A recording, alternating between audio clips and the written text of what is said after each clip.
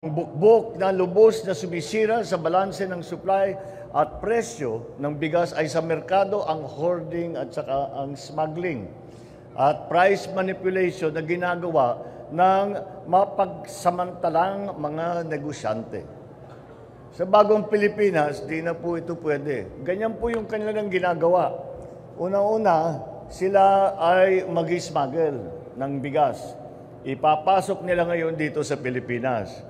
Ngunit, pagpasok dito sa Pilipinas, yung bigas na yan, hindi nila ilalabas sa merkado. Hindi nyo kayang bilhin pa. Hindi nila dadalhin sa palengke, hindi nila i-release.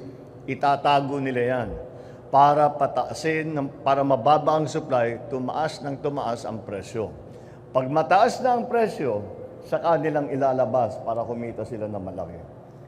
Hindi naman talaga tama yan. Dahil ang kanilang ginagawa ay nagbibigay napapahirap sa taong bayan. Para lang sila ay makabulsa ng malaking pera.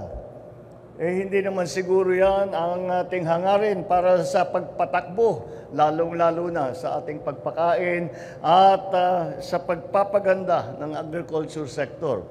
Kaya inaatasan ko ang lahat ng mga opisyal, mga otoridad, at mga ahensya na higpitan ng gusto ang papatupad ng pulisiya at batas hinggil sa issue ng bigas. Ay minabuti na nating ibigay sa mga mamamayan. Dumaan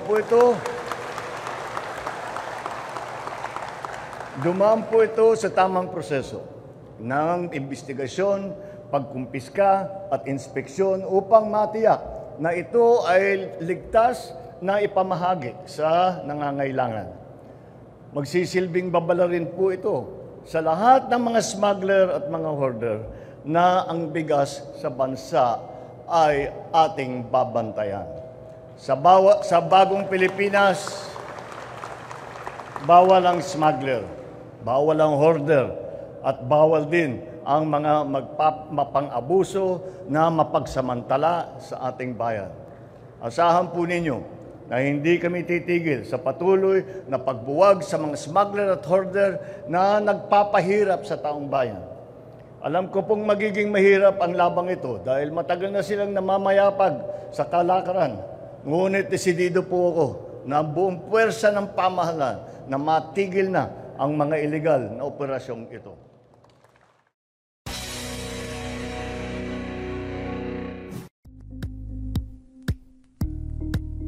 Thank you for watching Politico TV. Please like and subscribe to our channel for more videos.